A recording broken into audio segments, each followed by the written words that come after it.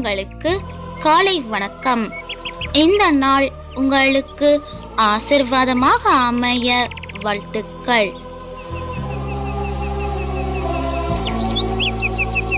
இப்புதிய நாளுக்கான ஆசீர்வாத இறைவசனம் திருப்பாடல்கள் அதிகாரம் 3 இறை வார்த்தை 3.